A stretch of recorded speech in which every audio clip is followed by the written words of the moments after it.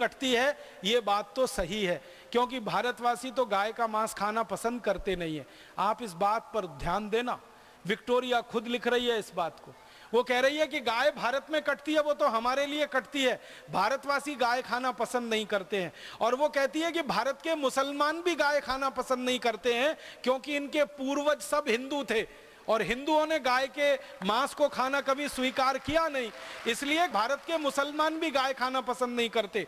उस पत्र में एक एनेक्शर लगा हुआ है जिसमें एक वाक्य है। विक्टोरिया लैंसडाउन को लिख रही है कि मुझे जानकारी मिली है कि कभी किसी मुस्लिम भाई के घर में गलती से गाय का मांस आ गया और जिस बर्तन में वो रख गया और उस मुस्लिम भाई को पता चल गया कि ये गाय का मांस था, तो वो मुस्लिम परिवार उस बर्तन को हमेशा के लिए घर के बाहर फेंक देता है। वो मानते हैं कि ये गलती हुई है, ये भूल हुई है। तो विक्टोरिया लिख रही है पत्र में कि ना तो भारत के मुसलमान गाय का मांस खा रहे हैं, ना हिंदू खा सकते हैं, गाय कट रही है तो अंग्रेजों के लिए कट रही है। अब गोरक्षा आंदोलन जो चल पड़ा है पूरे भारत में, हमको गाय मिलना बंद हो गई है, हमारे कत्ल खाने बंद हो रहे हैं, तो इसका अब एक ही उपाय है। लैंसडाउन को वो कह रही है चिट्ठी में, इसका एक ही उपाय है। क्या उपाय है? लैंसडाउन को वो कह रही है, तुम ऐसा करो कि भारत के जो कत्ल खाने अंग्रेजों के लिए चल रहे हैं और मांस अंग्रेजों के लिए पैदा हो रहा है, इन कत्ल खानों में गाय का कत्ल करने के लिए मुसलमानों की भर्ती करो। इस पे ध्यान दीजिएगा वाक्य पे, वो कहती है मुसलमानों की भर्ती करो।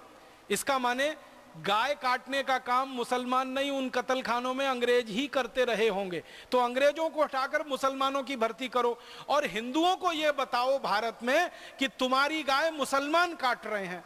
तो ये हिंदू और मुसलमान जो मिलकर गोरक्षा के आंदोलन में लड़ रहे हैं, ये आपस में लड़ने लगेंगे और हमारा रास्ता खुल जाएगा और हमारी नीति डिवाइड एंड रूल, बांटो और राज करो, फूट डालो और राज करो, सफल हो जाएगी और हमारी सेना में भी बगावत नहीं होगी और हमारे सेना के लोगों को मांस भी मिलता रहेगा, कत्ल खाने भी चलते रहेंगे। ये पत्र लिखा उसने लैंसडाउन को। लैंसडाउन ने पत्र पढ़ा, उसने फिर मीटिंग बुलाई, मीटिंग बुला के उसने आदेश दिया कि जितने सरकारी कत्ल खाने हैं उनमें मुसलमानों की भर्ती की जाए। तो मुसलमानों में से कोई तैयारी नहीं हुआ भर्ती के लिए, कोई आया ही नहीं।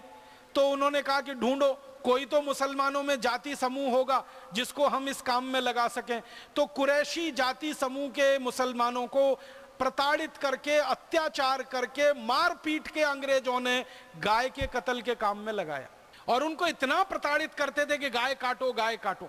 फिर होता क्या था कि ये गाय काटते थे कुरैशी समाज के लोग अंग्रेजों के दबाव में आकर, फिर अंग्रेज इसको पूरे देश में प्रचारित करते थे हिंदुओं के बीच में कि देखो तुम्हारी गाय तो मुसलमान काट रहे हैं। तो 1870 से 1894 तक जो आंदोलन चला गोरक्षा का, जिसमें हिंदू मुसलमान दोनों साथ मिलकर गाय को बचाने के लिए लड़ रहे थे। आपको सुनकर ताज्जुब होगा, जींद की जो गोरक्षा समिति 1870 में बनी, उसमें 11 हिंदू थे और 7 मुसलमान थे। 18 लोगों की समिति थी। हर जगह गोरक्षा की समिति में हिंदू मुसलमान साथ में मिलकर काम कर रहे थे।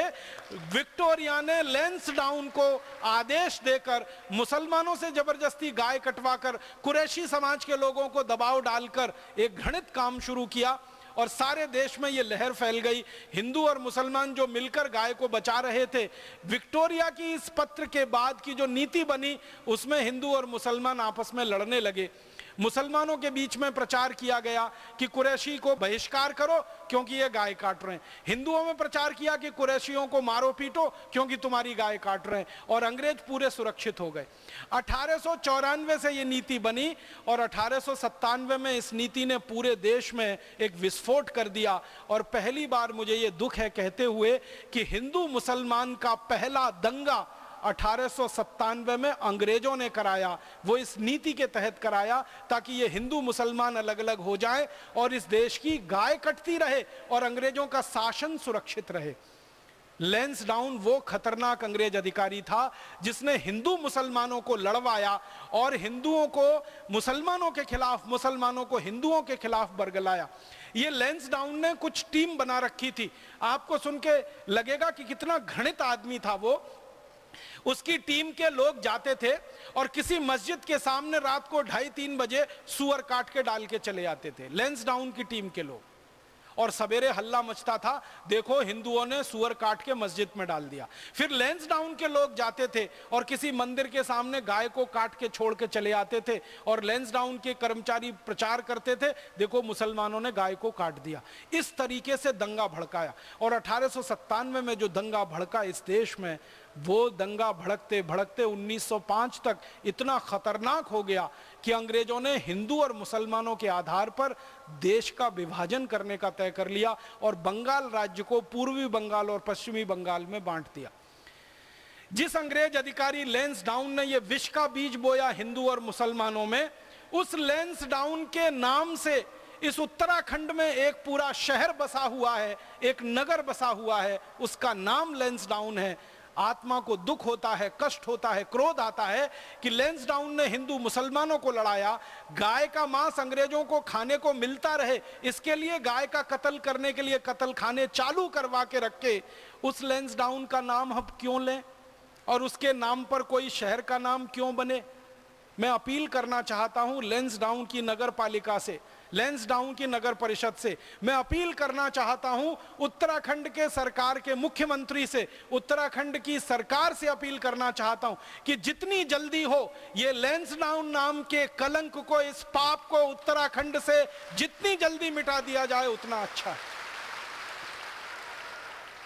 ये उत्तराखंड देवभूमि है, ये उत्तराखंड ऋषियों की भूमि है, ये उत्तराखंड मुनियों की भूमि है। यहां बड़े बड़े मुनियों ने तपस्या की है, बड़े बड़े ऋषियों ने तपस्या की है। पवित्र भूमि है, अध्यात्म की भूमि, धर्म की भूमि।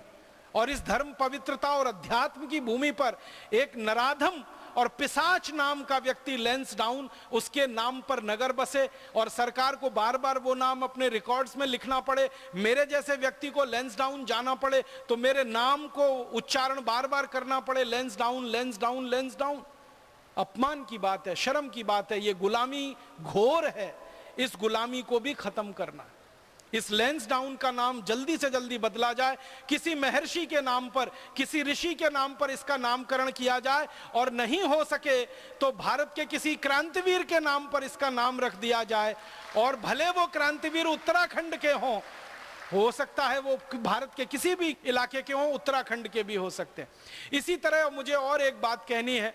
एक बहुत खराब अंग्रेज जिसका जिक्र मैं पहले कर चुका हूं, डलहौजी, जिसने इस देश के किसानों की जमीनें हड़पी, 10 करोड़ से ज्यादा किसानों को जिसने पूरी तरह से भूमिहीन बनाया, इस देश की रियासतें हड़पी। आपको मालूम है डलहौजी वो सबसे खतरनाक लुटेरा था जो भारत के कोहिनूर हीरे को लूट कर लंदन ले गया। यही डलहौजी है जिसने कोहिनूर हीरा लूटा है इस देश का। आपको मालूम है कोहिनूर हीरा भारत की संपत्ति है, दुनिया का सबसे बेशकीमती हीरा है वो। दुनिया में इतना कीमत का कोई हीरा शायद ही होगा। और वो कोहिनूर हीरा पंजाब में महाराजा रणजीत सिंह की रियासत में था। महाराजा रणजीत सिंह इस देश के परम प्रतापी राजाओं में से एक थे, जिन्होंने भारत की सीमाओं को अफगानिस्तान तक सुरक्षित करके रखा था। उत्तर भारत में आगरा से लेकर और अफगानिस्तान तक पूरा राज्य महाराजा रणजीत सिंह का राज्य हुआ करता था। इतनी सुरक्षा, इतना सम्मान आम आदमी के लिए महाराजा रणजीत सिंह ने उपलब्ध कराया था। आपको एक हैरान करने वाली बात बताता हूं, हमारे देश में नहरों से सिंचाई की जा सकती है और नदियों को काटकर नहरें बनाई जा सकती हैं और उन नहरों से गांव के खेतों को सींचा जा सकता है। ये पूरी परिकल्पना और पूरी परियोजना महाराजा रणजीत सिंह ने शुरू कराई थी सबसे पहले इस देश में।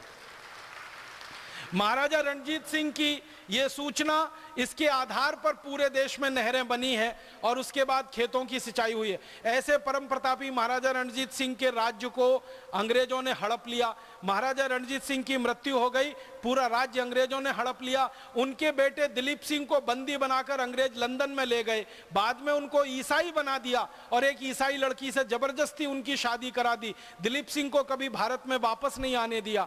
महाराजा रणजीत सिंह की धर्मपत्नी थी श्रीमती जिंदा कौर, उनको अंग्रेजों ने बंदी बनाकर बनारस में फिकवा दिया और दर दर की ठोकरें खाकर उनका आखिरी जीवन बीता।